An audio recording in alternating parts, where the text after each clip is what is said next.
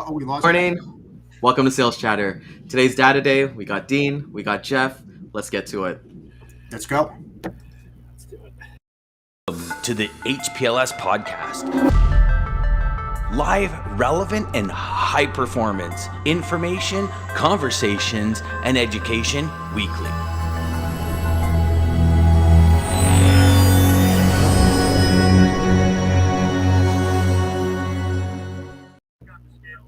Good morning, everybody. We got Dean again this morning. We missed you last week. Ken did an amazing job filling in, but He does. we always miss you, man. We always miss you. How's everything going on in your world?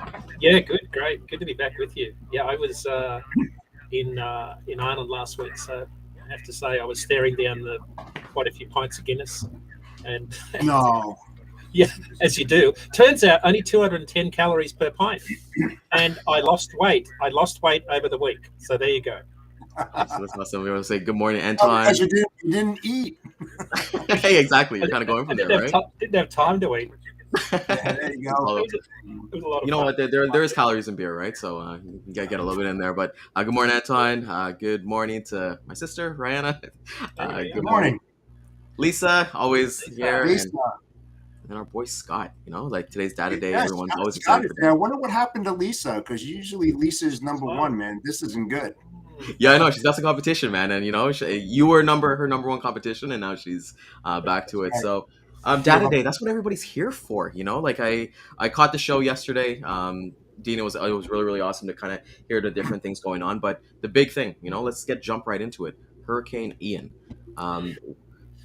Fill us in, man. What are you kind of seeing on Yeah. your end? How can we? We're starting to see some rate movement. I mean, the first thing is there's a lot of truck stops shutting down. I got some alerts from Flying J that 4 had shut down on the East Coast. So you're starting to see some of that network infrastructure shut down. Ahead of that, there's already power outages this morning deep in Florida.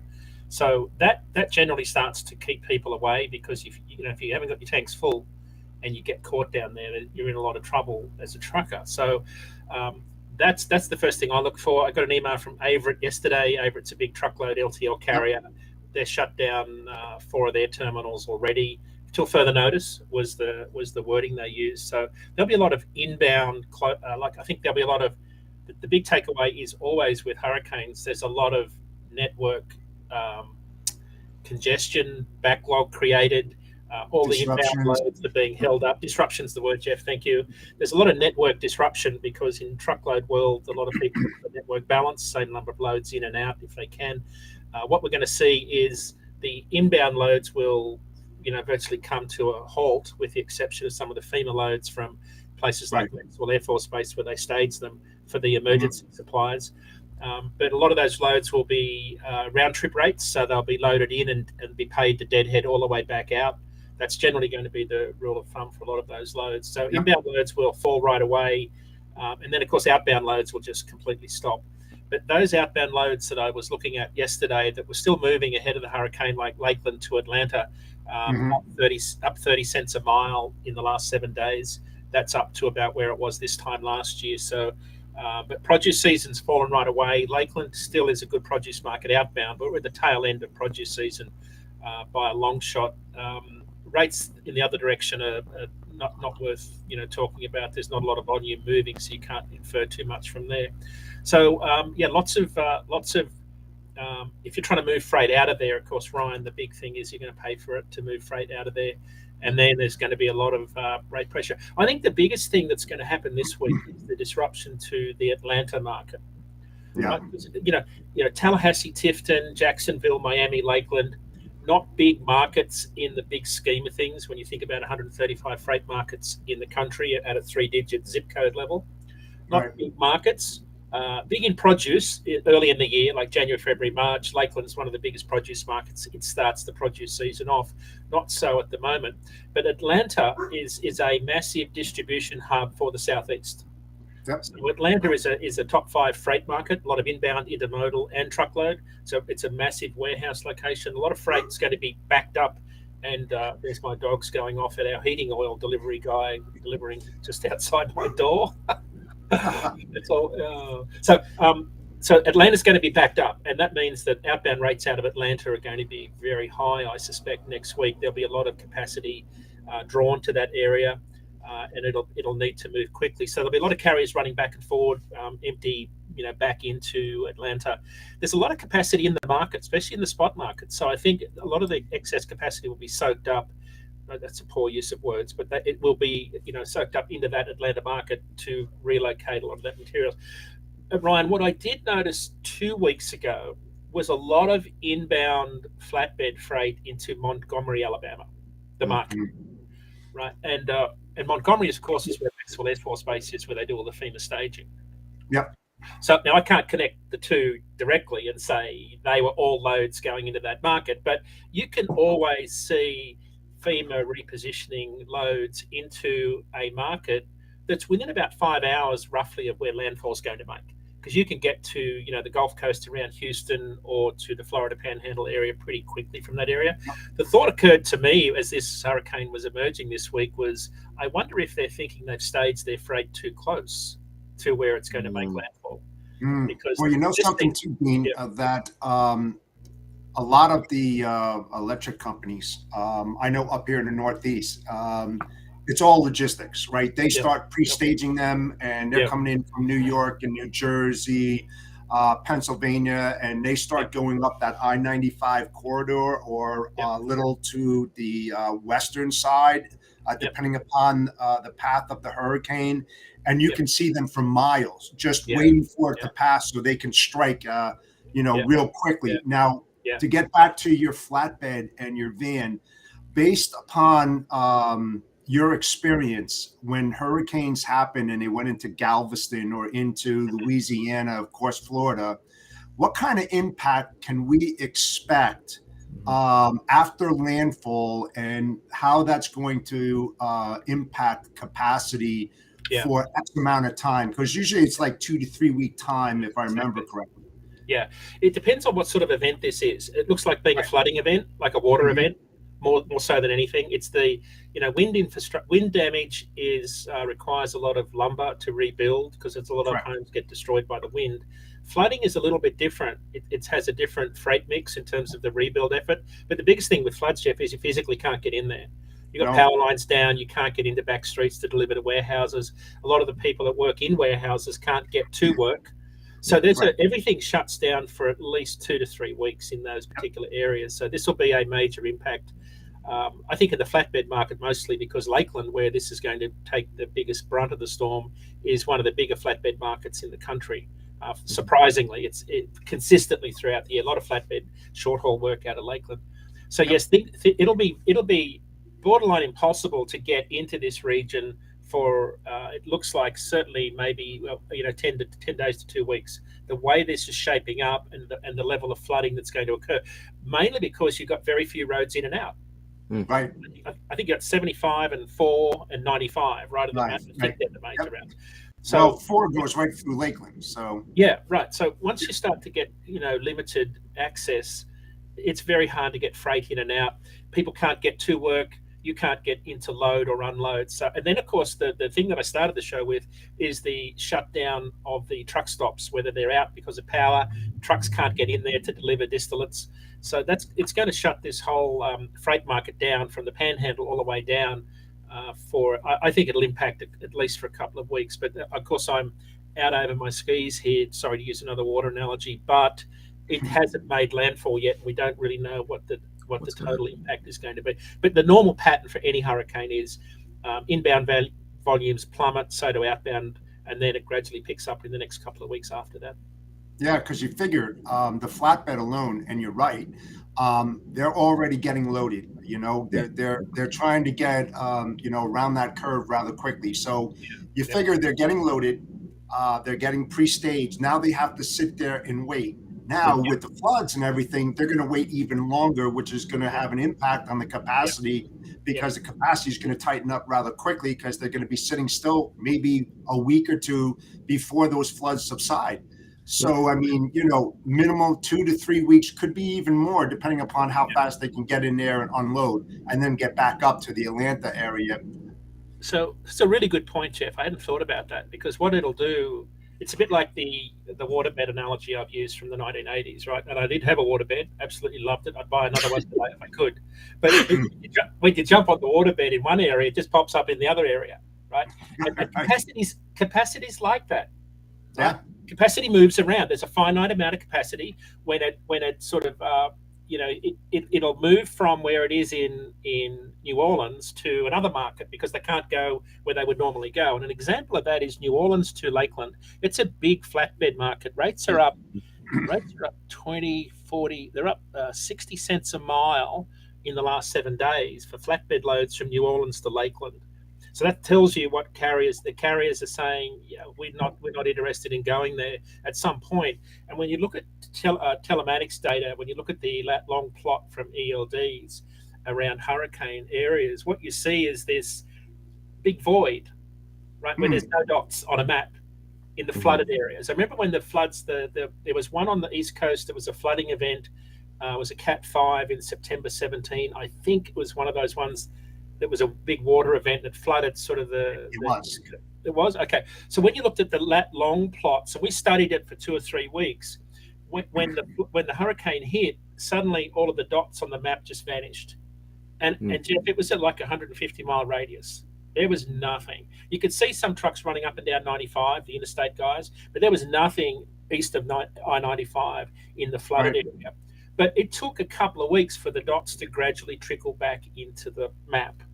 And it's because a flooding event, you physically couldn't get in there even if you wanted to. And that's what I think people are going to face this week is if it's a flooding event primarily, and it certainly looks like that, it's going to take a while for people to be able to get back in. Yeah, and you know something too, a lot of these truck drivers out there, even if the water subsides, especially on the coast side, and you've got that salt water coming in, those guys don't want to drive through that salt water, even though they know their truck can, because that salt water can wreak havoc on their chassis and everything, and it's going to cost them a lot of money to flush their chassis out and all this, because they surely don't want to drive around with a soaked salt frame. So it's awful, Jeff. It's awful. The brine they use on the interstate highways today is one of the biggest problems you've got because it eats away all your wiring. Oh, it does damage to the paint. But on my Peterbilt, I've got a stainless steel bumper at the back with 7 LEDs in it, and I have to rewire that every year. Rewire the lights because even though I've got it sealed with silicon, the brine gets in from the roads and it eats away the wiring. It's absolutely devastating. So it's a really good point because if you run into that area, you'll have to hit a truck wash, and there's $120 to clean it off. Yeah, because a lot of these guys are using this paint called Emeron, and it's an acid-resistant type paint that you could literally take your battery, crack it in half, and pour it on the frame, and it's not going to do anything. And that, I mean, it costs a hell of a lot of money to put that on a car. I can't even imagine what it would have cost to do that to a frame of a truck. But these guys, I mean, when I see trucks going through, high tide water, I mean, I've seen that next to the shore because they think they can go through it. And it's like, dude, man, you should not be doing this. I mean, the other thing they're going to do is I haven't caught up on the news because I've been away, but I guess there'll be an exemption to hours of service in those areas for all the FEMA relief efforts. That sort of comes with the territory. That just like PPE, right? It's like the PPE, what they did, during the pandemic. They'll do the same thing. Yeah, they'll let you run. They'll sort of give you an exemption for the hours of service. Normally it's for like a month, which is sometimes it tells you. Sometimes they extend that beyond a month. It tells you how much damage there's been in that particular area. So there'll be an exemption for a lot of carriers. There's, this is a time when carriers will in the spot market in particular do exceptionally well for those loads where they can run those emergency loads in. You got to know what you're doing though, is because of the water and the infrastructure. You got to know the roads. You might not have power. You might not have navigation. You've got to be really well prepared to run into these sorts of environments. So it's not for brand new drivers to the industry. That's for sure. But look at this too, Dean. I mean, think about the docks are wiped out. You're trying to get flatbed moves in to get offloaded. So now you have to rent cranes potentially to pull this stuff off the flatbed. All the coordination is going to, have tremendous downtime for these flatbed drivers. Besides just driving in there and waiting, there's so many other trigger mechanisms that have to be, logistically put in place to move this product besides the flatbed alone. So that's a power. I think power is going to be the big limiting factor here, not just the physical limitations of water damage, but the wind damage and the loss of power is going to be, I think, a big factor for just in terms of not being able to mobilise. I have to say, I do feel for people that decided. The one thing that caught my attention was all the high rises that have been built in Florida, and people on social media staying in their high rise. And of course, you think, well, there's wind, right? I'm not sure. I've never been there, so I can't speak for what people should or shouldn't do. But if there's a storm surge of the level they're talking about, you're kind of on an island, literally. Like, how do you? There's a lot of people caught like this because there's so much development going on.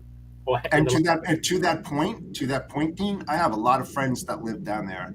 And I spoke with them over the last couple of days, and they said going into Publix is a big shopping center down in Florida. They said it was crazy. The shelves are getting barren. Everybody is trying to, pack up the food. So to your point, Dean, if you're stuck on an island, how are you going to get the food, your milk, whatever it might be?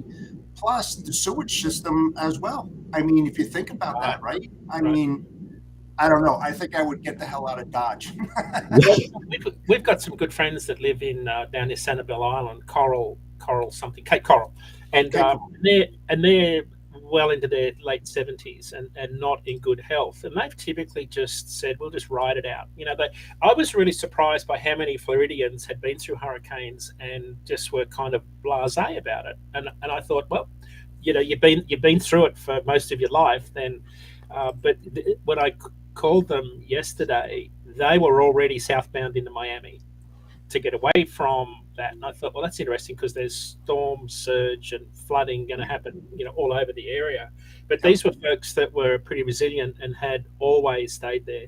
Now they're on a canal system that wouldn't take 6 feet of water to come into their house. So they were smart. But think about, that they are, and there's a lot of retired people that live in Florida too. Elderly. So even more at-risk communities. So this is not going to be a lot of fun for people. So.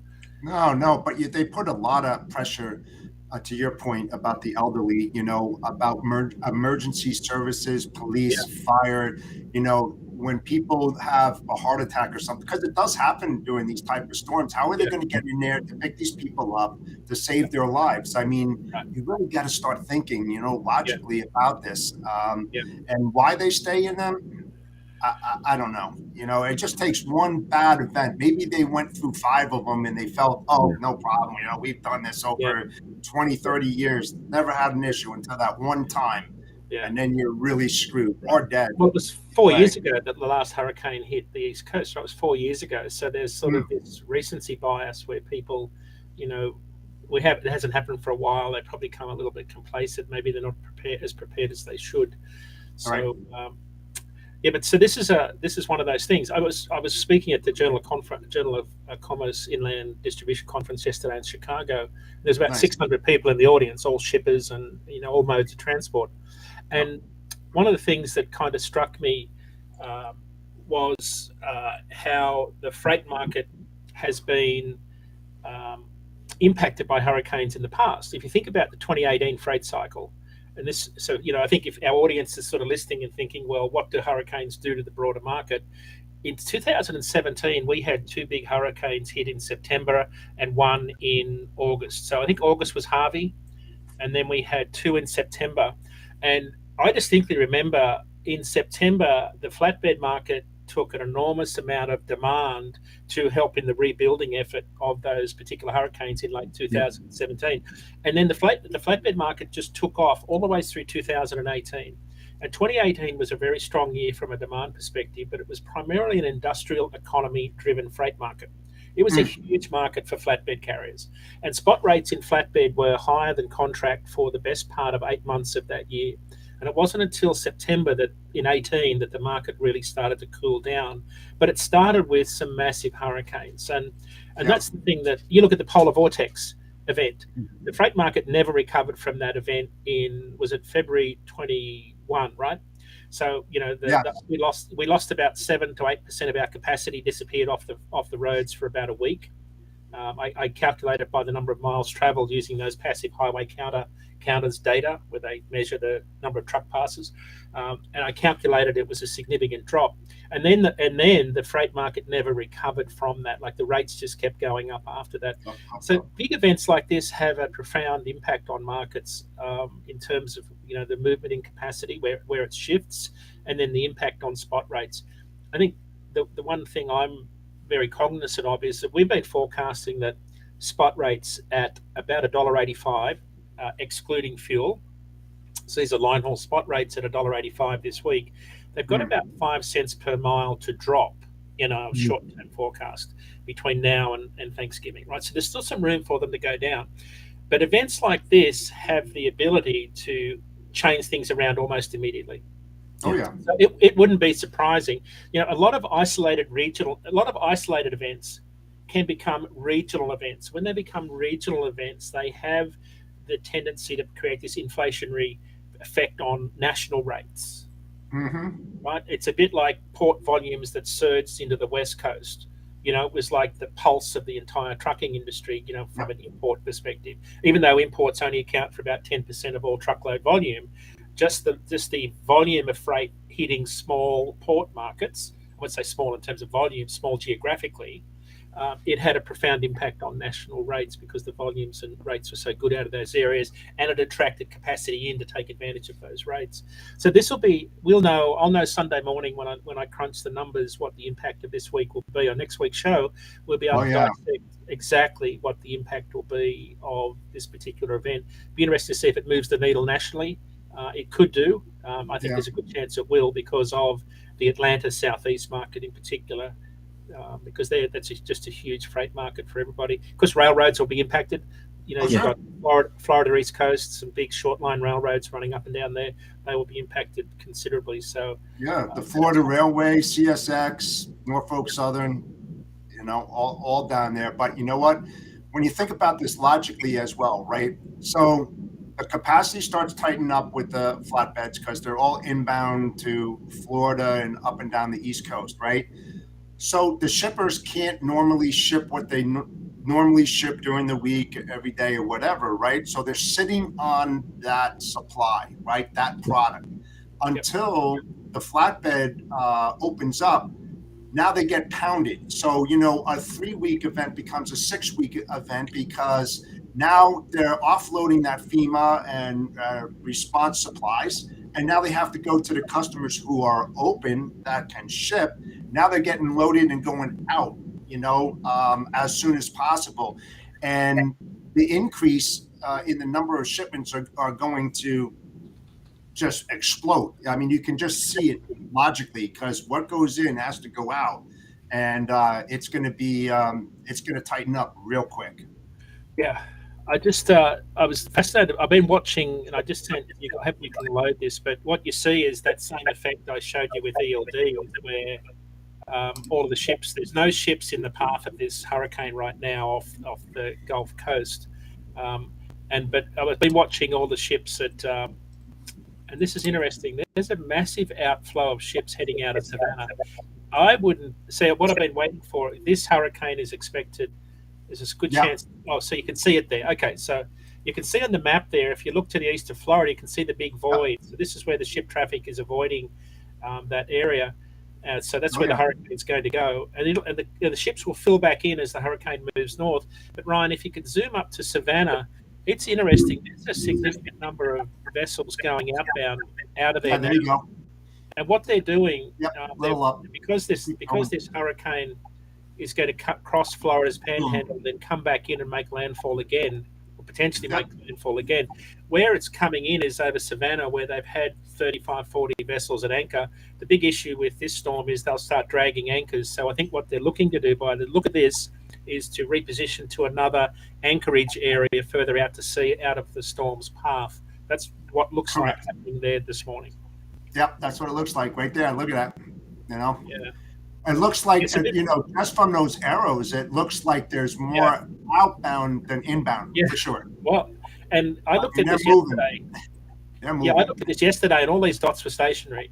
They weren't moving. So you can see even down at Brunswick, Jacksonville. You can see more outbound than inbound. So yes, ships are getting out of way. So again, this is another thing that will have impact because we've still got peak season imports sort of surging into the country, or we're at the peak. So volumes will start to come down, but this is the peak volume that the Port of Savannah has been talking about.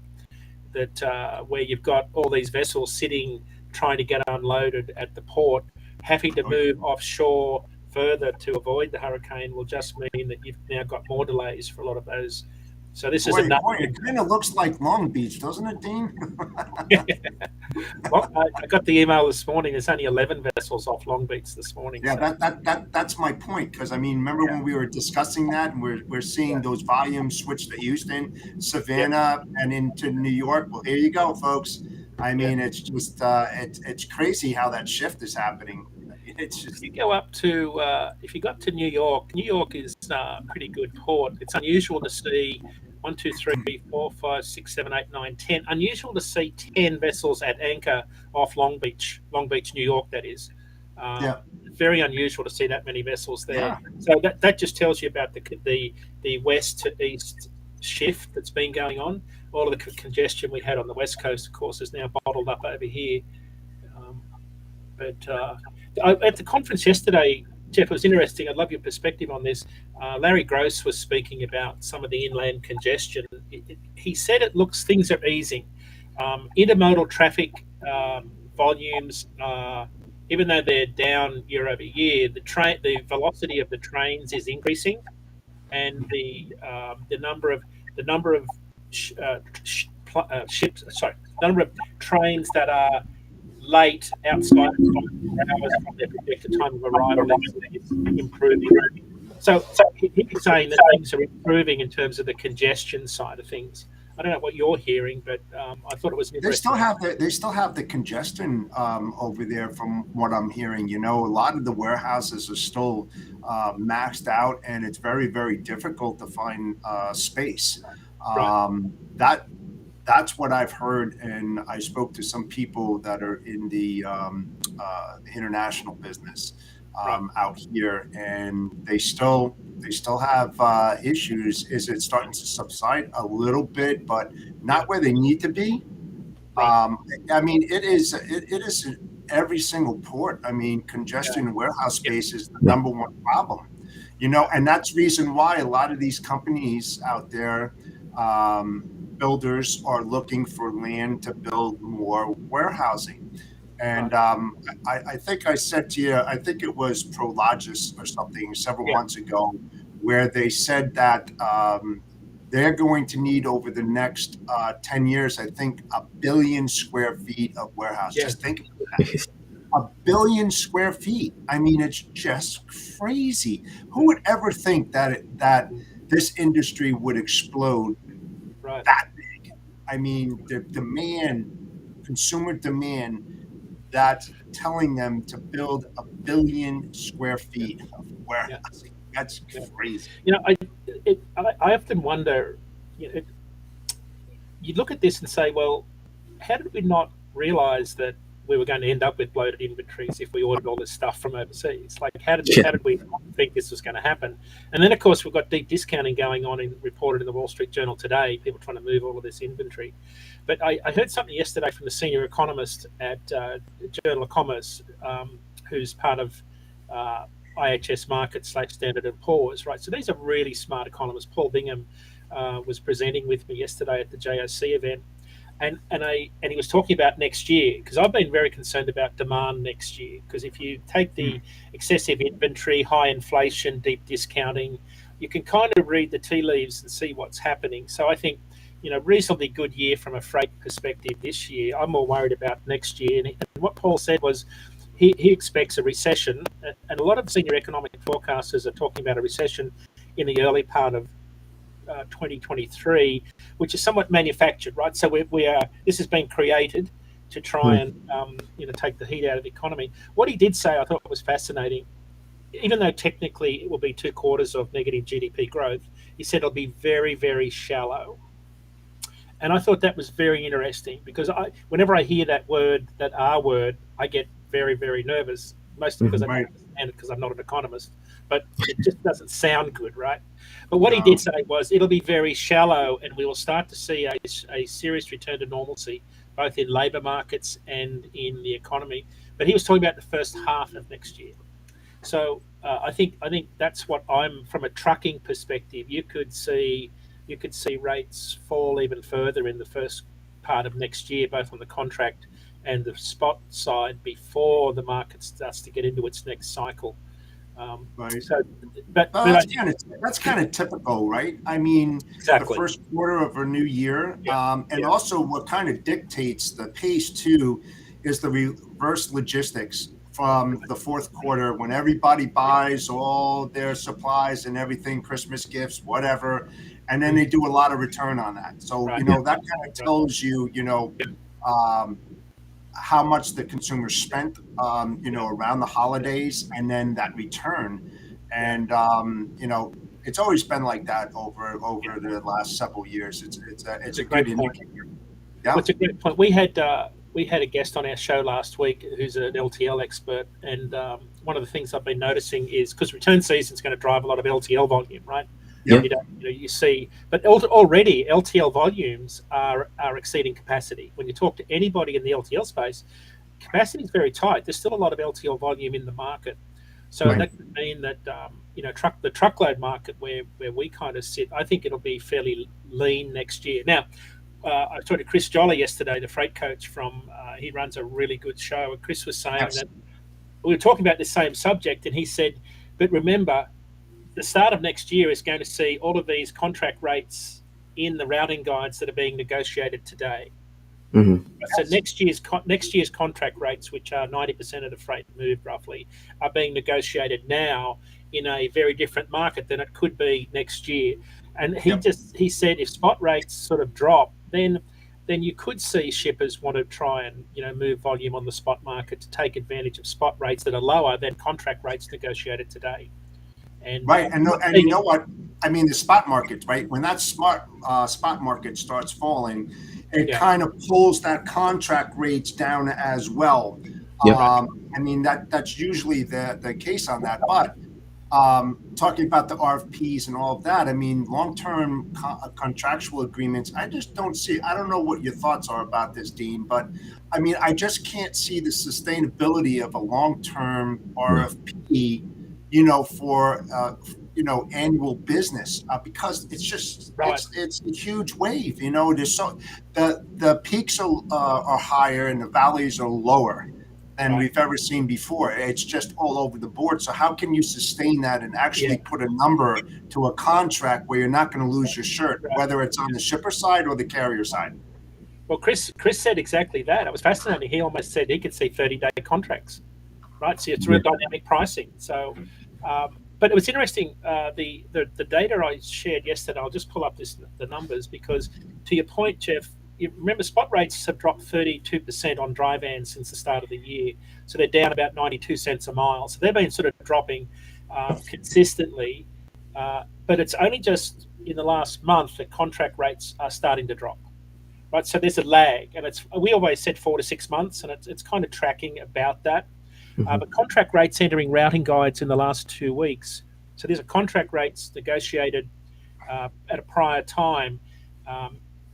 New contract rates negotiated in the last quarter are coming into routing guides for contract loads 8% lower than the start of September, and in reefer 13% lower. So contract rates are starting to turn, and you'll see there's always a lag between the two peaks in rates. There's kind of a double hump, but they're offset, if you could visualize what that means. And then over time, contract rates will start to sort of lag and then follow. The thing that's different this year around is that we won't see the low point in contract rates for all of you negotiating capacity. We won't see the drop in contract rates bottom out lower than any previous freight cycle in the last 5 years. So the lows of 19, rates aren't going back to where they were in 19, is my point, on the low side. So even our low point forecasts next year are still higher than 2019. The real reason is you pay for it at the checkout. We're all paying a lot more for everything. the operating costs to run my truck are up 25 cents a mile in the last year. Yeah. I'm at $2 a mile today. Of the 25 cents a mile increase in operating cost, 23 of that's diesel. Right, so it's costing everybody a lot more to run trucks. I think there's a lot more carriers who are doing cost plus pricing. We've covered this before on the show. Yep. But you're paying, I'm paying $1,500 to fill up my 2 tanks on my truck. When you pay 4 figures to fill up your truck every 3 days, it's in your face when you are talking to anybody about a load price, the load of haul freight. Yep. This is a very different market than before when diesel was much lower, and you could say, oh yeah, I'll just take that load and run for fuel money. You need a lot of revenue on your load to pay for fuel these days, and that's what's different with the rate cycle. Everybody is now saying, hey, well, hold on, I can't run for that rate. If you want me to haul 1,000 loads a week on this lane as a big contract carrier and a big shipper, this is the rate, because I've got to pay my drivers 61 cents a mile. I'm paying the best part of 70 cents a mile for diesel. It's costing me $1.30 a mile just to run down the road before I even pay my driver. Like when I look at my fixed and variable costs. So these are very different times, and I think it's important for anybody dealing with your shippers right now is to remember that this is a different market cycle because of what it's costing everybody to. Yeah, and you know something too, Dean, to your point on that RFP. To build those long-term business relationships with your customers that you're doing business with, I would highly advise that you revisit the contract rates and say, listen, if I put these contract rates in place, let's touch base in 2 months from now. Let's revisit, let's see how the market is turning. Let's see what fuel is doing. And if we need to adjust, we will adjust, because this will help out the carrier as well as yourself. Right. And it will build a much longer term relationship by doing so. Are you okay with that? Just be totally upfront. Because the thing is that if you don't work with the carriers and the carriers are losing money, they're going to jump ship and they're going to come back and say, you know what?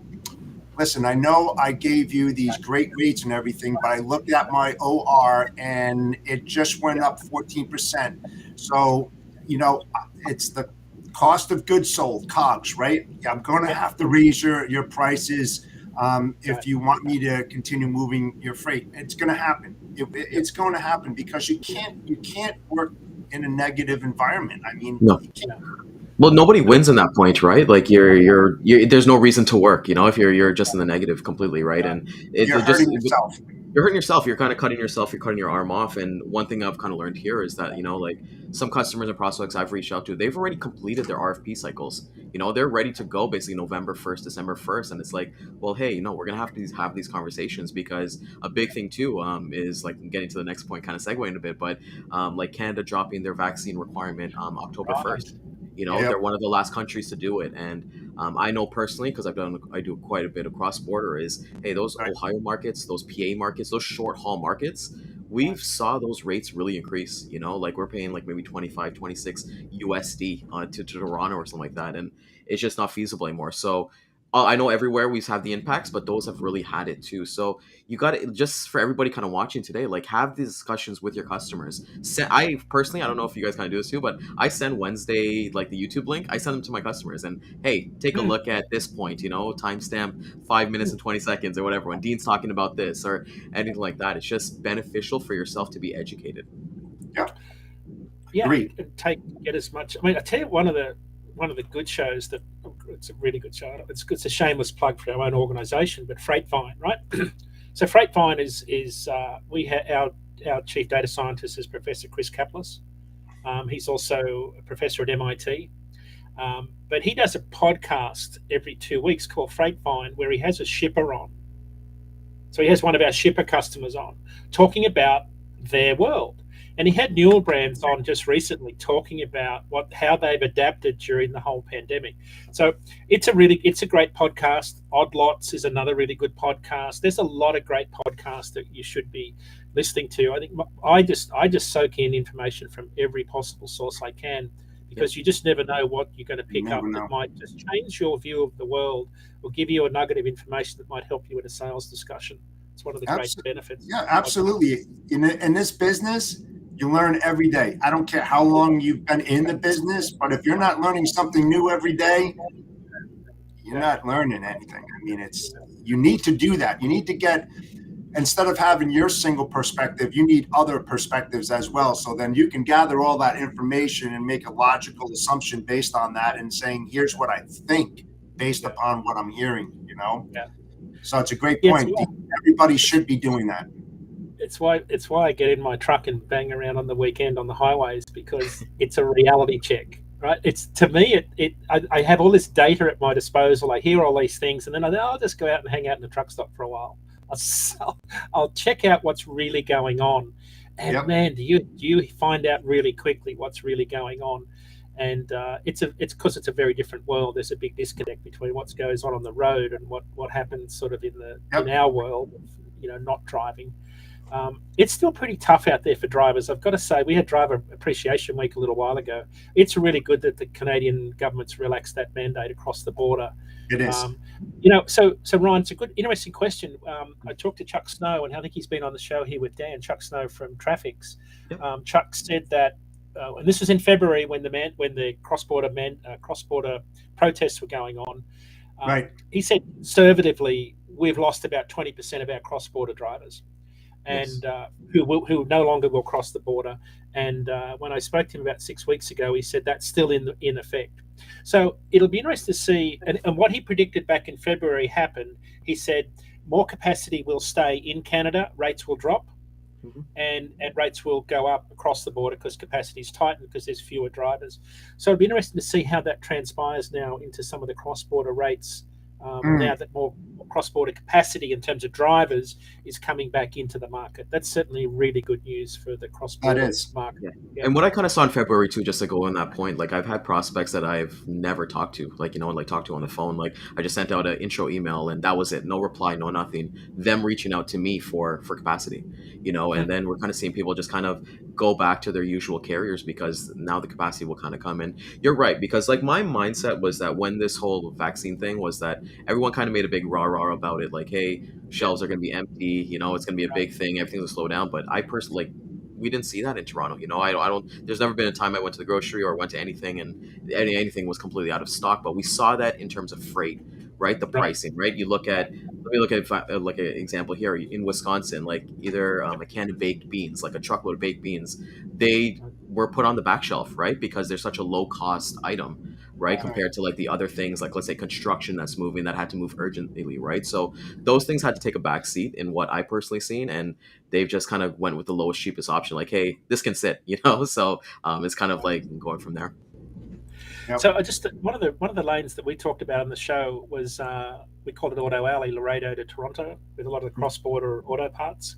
Yep. And so when we talked about this in March and April, rates were excluding fuel, northbound $3 a mile, and historically it's been about $1.30 a mile. So they doubled, more than doubled when the cross-border protests hit. They are back at $1.55 today. So they're back around the long-term average on that northbound lane, which tells you something about how now that's spot market capacity, right? So when you look at the rate directionality of a spot market, the spot market tells you about how tight capacity is on the contract market also. Because when your contract carriers can't find drivers to run south, you've got fewer trucks to run north out of Laredo. And it flows over to the spot market. So the spot market's like a very reactionary market to how the broader market's working. Those rates have come right back down to normal. The other one was Detroit. Detroit really suffered from a lot of that steel movement, and it's back to $944. It's back to $802 a load. So that market has calmed right down also. But yeah, that market took an absolute beating anywhere around March, April, as that capacity just vanished from the cross-border market. Yeah, and even to that, because we do a little bit of LTL, like 2-3 pallets every week out of Laredo back into Toronto. And what we've seen, we've used like the LTL carriers, like a Polaris or like a Dan Ross and stuff like that. They're having trouble finding partners, like their carrier partners in those areas to pick up.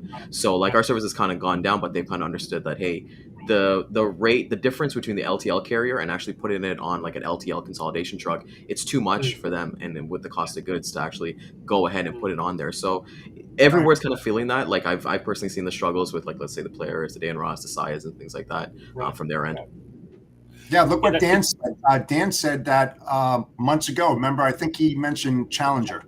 which is Yep. a huge, right? Challenger is a huge carrier up there in the flatbed. And he said, in the Edmonton area or surrounding areas around Edmonton, it was tight. Couldn't find any flatbeds or anything. I mean, it was just bad. I mean, real bad. And now things are starting to open up a little bit. I think Challenger got bought out, right? I think they got acquired by a different company, or I'm probably thinking of somebody else. Challenger? Yeah, I think, Part of it did, right? Part of the company did that. Dan part of the sold part company of sold. it. Yeah, I can't remember the company name though. Yeah, I can't forget. No, I remember him saying something about that. Fast Freight. It was Fast Freight. Fast Freight's like a LTL Consolidated company as well. Mm-hmm. So just on that LTL, we had Nicole Glenn on our show, and I don't know if you wanted to watch it, but the week before last, on September 20, we had Nicole Glenn. She's an expert sort of in this LTL space. She was speaking about that same challenge. It's a very different market. They've had a lot of challenges, they've had to deal with in the last couple of years. That's the thing that surprised me, is how busy the LTL carriers are. I suspect they're challenged too by the mix of freight and the driver issues. Issues. Sure. I say issues. It's trying to find drivers. A lot of drivers retired. In the last couple of years, everybody's struggling to try and find drivers that are willing to work. Especially with the LTL too, right? That can be a little bit tricky, right? If you got these multi-stops and everything like that, and got to bring it to a DC, like just that kind of aggravation that goes on with LTL, it even makes it more difficult. Yeah. Yep.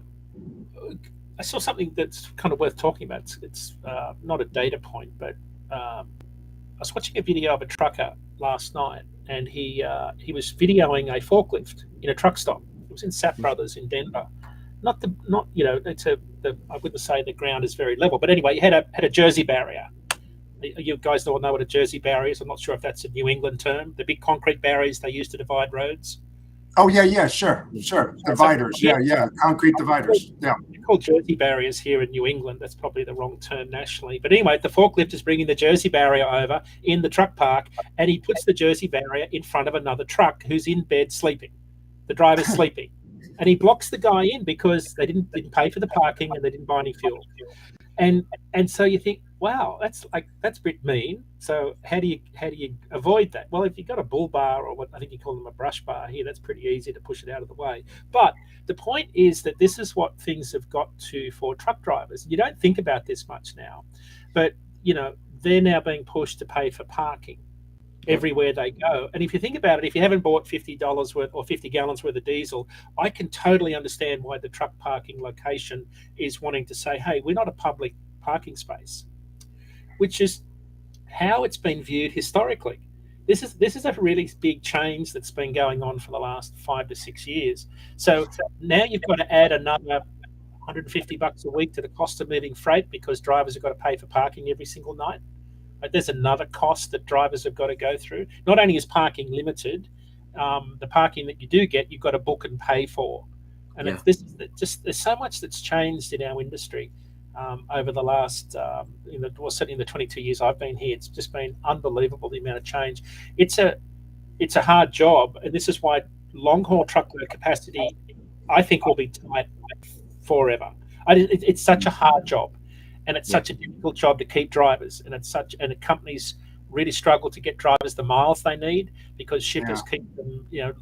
One of the things, if you listen to the ATBS webinar last week, ATBS is the sort of the premier accounting financial firm out of Denver for owner operators and small fleets. Last year, if you remember, last year, carriers made income, owner operators average income was about $70,000 a year. That's profit. Before tax. This year it's about $69,000. It was about $1,000 left. So revenue was up 23% last year. Costs were up 26% last year.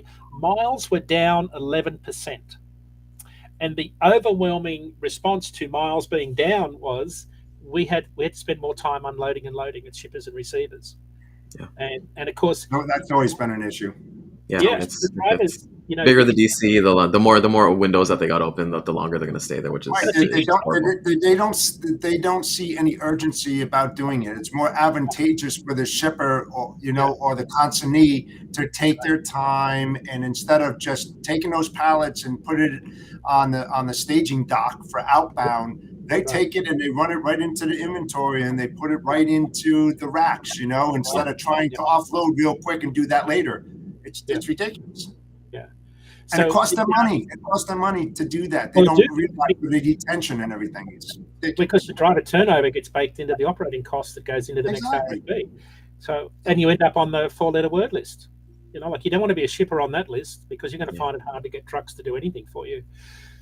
Anyway, so the point of the webinar was that carriers are still doing really well despite all the doom and gloom and all the clickbait media. Carriers had a really strong year on the non-public company side because the public companies have all been very open and transparent about how well they're doing. They've had a really good 18-month period up until June this year. I don't see that changing. And owner-operators who, of course, were forecast to be decimated 3 or 4 months ago, that hasn't happened because, again, they had one of the best years they've ever had financially. And one of the things that has happened, we talked about it on the show, after such a good year financially, anecdotally, I was seeing drivers say, you know what, I'm just going to sit at home and ride this out. I am not going to go out and because they can afford to. Last year was a very different year for carriers. It was one of the best years financially. So our trucking industry is in really good shape. I think what the next trigger we want to watch for on the show in terms of where rates go next year in the spot market is when we start to see new truck order cancellations.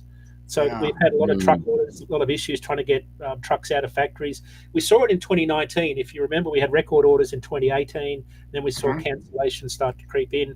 And it's not a bad thing. I mean, because it'll help moderate the supply of trucks coming into the industry. We are only slightly oversupplied right now is how I view the market. We have an excess of trucks, but it's not crazy like it was in 2019. Right, so yes, we have an oversupply of trucks in certain markets, but things aren't as bad nearly as what some in the media would make out. So I think the trucking industry is in pretty good shape. The first quarter of next year is going to be a real tell, I think, in terms of what next year shapes up as. You know something, Dean, just real quick, to go back to what you're talking about, drivers, parking, there's expenses and stuff. You know what I've been seeing lately? I've been seeing, especially on I-95 and 80, these drivers are pulling over in the emergency lane, and I'm seeing more and more of them lined up at 11, 12, 1 o'clock in the morning, sleeping there to kind of, cost avoidance. We're actually seeing that in Toronto, too. Yeah, you're seeing more and more of that. It's the unintended consequence of the ELD mandate, right? Where to avoid a violation, you can't move the truck. They call it the ELD crawl, right? Because if you can crawl along at under 5 miles an hour, you won't trigger the ELD on duty status. So a lot of guys, so you'll see them in traffic crawling along at under 5 miles an hour, so they can conserve time. It's absolutely madness. Yesterday in Chicago, I saw this truck pulled over and it was a breakdown lane, but it was a little bit wider than normal on the top of a bridge, and it was it was on 94 South, just next to Chicago's downtown. And I thought, what's this guy doing parked right there? Anyway, all the curtains were drawn at like 10 o'clock in the morning. And I thought, he's taking his break on the side of the freeway. And you see it. I spoke to Mass DOT downtown here about this, because when the ELD mandate came in, I saw an uptick in the number of drivers at 7 hours and 59 minutes pulling over for their half-hour break, realizing they were about to go into violation because they didn't have their 30-minute break. And they would pull over almost on the fog line and they'd be sitting there having their 30-minute break. And it's one of those unintended consequences of the ELD mandate, which is it hasn't made us safer. It's caused drivers to rush more, take more risks, compress more work into a finite window. But if you look in the insurance world, one of the longest tail claims outside of work comp is the high-speed rear end of a parked truck on the interstate. Because when a car hits the back of a truck, those claims go on for years and litigation is. And you know what? I remember when they installed the ICC bar. Because a lot, to your point, cars were going underneath the back of the truck, and as gross as it is, people are getting decapitated because they're hitting these trucks at 50, 60 miles an hour. And that's why they wanted those impact ICC bars down the side of the trailer too, so they don't go underneath that. Like, what do they call them? The skirts, I guess, on the side. like Yeah. an ICC Underrun bar down bars. there? Yeah, ICC bar is what it is. Yeah. So yeah, so this gives you an insight into why drivers see a disconnect between, yeah, we want you to be safe and productive, yet you go out on the road, you think, how do I deal with all this? I've got limited parking opportunities, not enough rest areas. I get into violation. I could lose my job if I go over 8 hours and 1 minute. It's absolutely madness out there. So Yeah, that's why you're riding a double-edged sword. That's what you're doing. You're riding a double-edged sword. It's damned if you do and damned if you don't. exactly. It's terrible. Yeah, we definitely see that here, and we're gonna wrap it up here because I know everybody's kind of getting ready to actually send this off to the day. Dean, before we let you go, I know next week is a huge week for DAT. Can you tell us a little bit about DATCon? We Ken mentioned it last week, but if you can give some details, are you gonna be doing the show next week from there, or how are we doing that? It's a good question. I hadn't thought about it. I'll be in another time zone. No, I'll be on. No, I'll be here. I'll just be in a hotel room. So yeah, Perfect. no, I wouldn't miss this for the There you world. go. So yeah, DATCon is our user conference. We haven't had it for 2 years because of the pandemic. We have, I think, about 230 people registered now. Maybe it's probably more. So it's our user conference. It's where all of our customers come. We've got a bunch of speakers lined up where we talk about what's happening in the spot market world, the contract freight market. We've got Shipper Day is Wednesday, so a lot of our shippers are coming in just to talk about the shipper side of the world. That's Thursday will be more on the other side. Tim DeNoyer is going to be there from ACT Research. They're our long-term forecasting partners. We've just today we'll be announcing a partnership with them where they're the dominant player in the truck and trailer order space. Nice. Tim's also a really good long-term forecaster, and he's going to be doing a session on what the long-term outlook looks. When I say long-term, he's talking 3 to 5 years, what the market looks like based on the supply of trucks. Thanks for the opportunity. Yeah, there you go. No, You can still That's register. going to be awesome. I wish I would be able to go. Yeah. That's awesome. So, I want to thank everybody for coming out. This is honestly one of the best days of the week where you get all your data in. We are going to be hitting the replay at 12 Eastern and 3 p.m. Eastern time again. We're going to be on LinkedIn, YouTube, and Facebook. Make sure to like, comment, share, subscribe, tell everybody, tell all your customers, tell your carriers, tell everybody about the show because it definitely brings some value. Thank you, Dean, for always being here. It's always a pleasure to have you on here. Jeff, always a pleasure, man. You always adding value. So, with that, we're going to take you out. Everybody enjoy the rest of your week and hope to see Dean next week at DATCon in the background. Absolutely. Have a great day, guys. Thanks. Centurion Trucking, our motto is people before profit. Today's market requires more transparency, consistency, and focus on what our clients need to win. Centurion Trucking and American Logistics are poised to help their clients achieve and surpass their targets. If you're looking for a team that honors your needs, dreams, and aspirations, then get a hold of Daman at